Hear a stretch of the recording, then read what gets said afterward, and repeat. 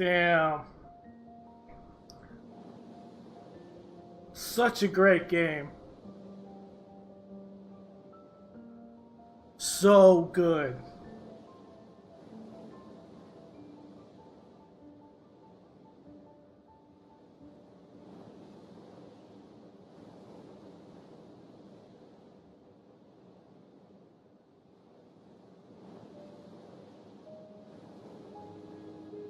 Just wow. So I'm gonna start my thoughts right here. So just completed Metro Exodus, the third installment in the Metro series. And wow. What can I say? This is unlike the last two Metros, but I like the mix between open world and there was one that was kind of like a semi while you were passing through, which I really like.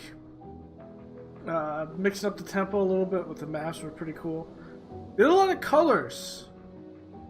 Obviously, since you're outside the metro,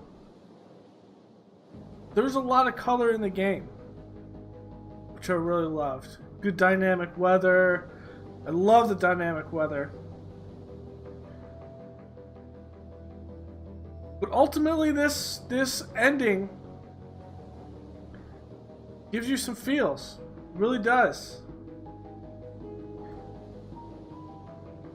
But just a lot of... I love how they also took out the currency ammo. I always found myself in the other Metros not using it, and then at the end of the game, I have 800 military grade rounds, and I'm using them because I've saved them the entire game. The crafting system, great. The customization with the weapons, some of the body armor things like that, superb. For the voices, I mean, voices were great. Obviously, it is English dubbed. They're actually obviously speaking Russian, so it's not really off. You can't really tell, which is great. The characters, just great. We actually did not see Khan in this game, so I wonder what the expansions will be. There are a couple ideas. They would be spoilers, so I won't say it, but there's a couple ideas of what I think could happen with the DLCs with it. But this absolutely puts forward a game that there will be a next Metro. No doubt about it. So I'm going to go ahead and wrap this up. For my opinion, all the games I've played, I don't think there will be a game that tops this year. This is my most anticipated game. I did a playthrough of both Metro 2033 and Metro Last Light before this. This will be a game that obviously is going to be hard to top. Top notch. Well, I will see you guys next time when we go into another Thoughts video. Later. Alright guys, that's for YouTube. We put the thoughts up on YouTube there, but just wow. 4A did an amazing job in this game. Just wow. And yeah, there was a little controversy about it, but overall, the game is great. No doubt about it. And at the end of this year, I will be giving a Game of the Year video with my Games of the Year. But 100% at this point, there hasn't been many games that have come out this year. Metro Exodus will probably end up being my game of the year.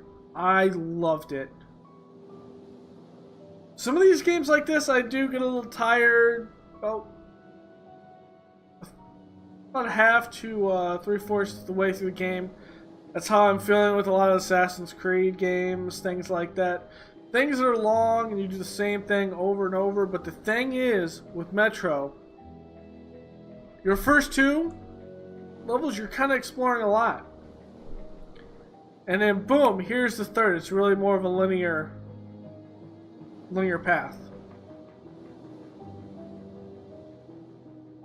Absolutely great idea to do that. It broke it up, and then also having the Moscow linear portion before it opens in the open world, then having the path one, and then winding into end. One thing I couldn't tell is towards the last part of the game, we did see a dark one, but I'm not sure if the dark one was actually there or we're hallucinating. And I think that's supposed to be up for interpretation there. It's possible, since what we looked at it and it was a smaller dark one, so it's possible that it is the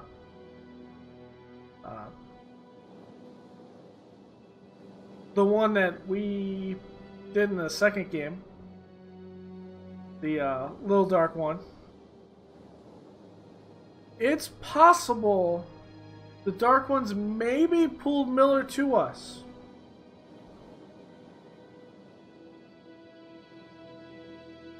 And those gorillas, that was an absolute panic moment of emptying out.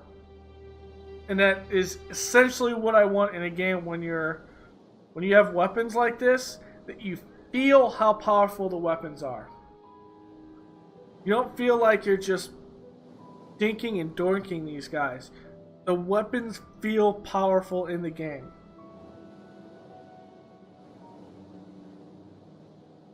Relative to difficulty. That's one issue that the previous games did have, is the higher difficulty you are, it felt like the less damage you did. Unless you came out and you were using military grade rounds.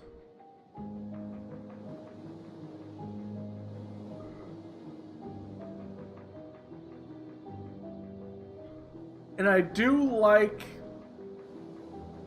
the variations of the previous guns you had. So we didn't have the top loading. Technically it's a P90, but P90 variant. I'm not sure what it actually is, the weapon, but it had that one in the first and second games. In this one, it was a bullpup, which I thought was nice. Get a little variation in there.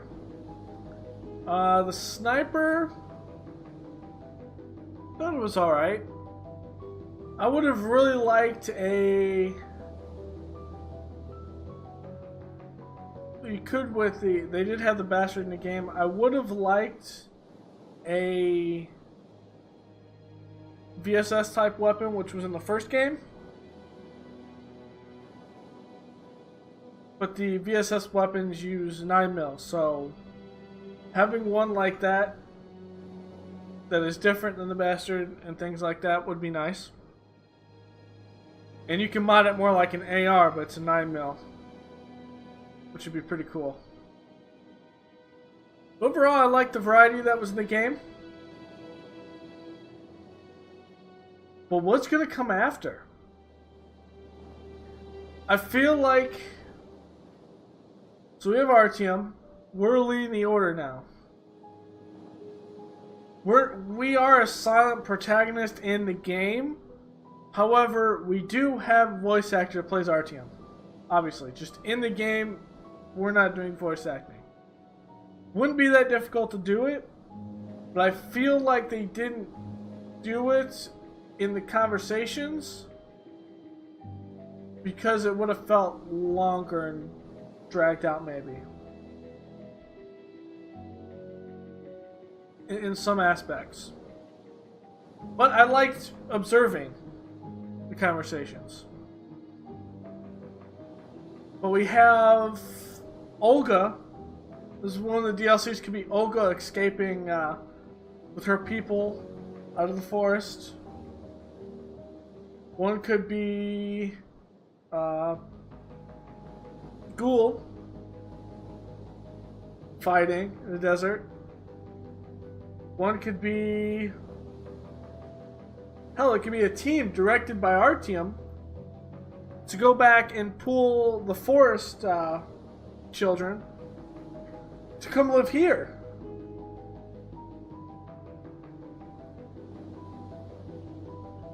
Another one could be... We didn't see Khan.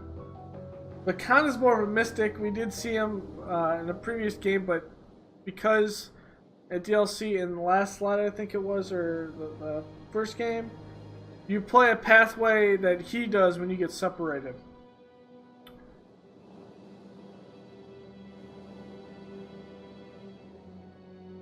Another good thing would be,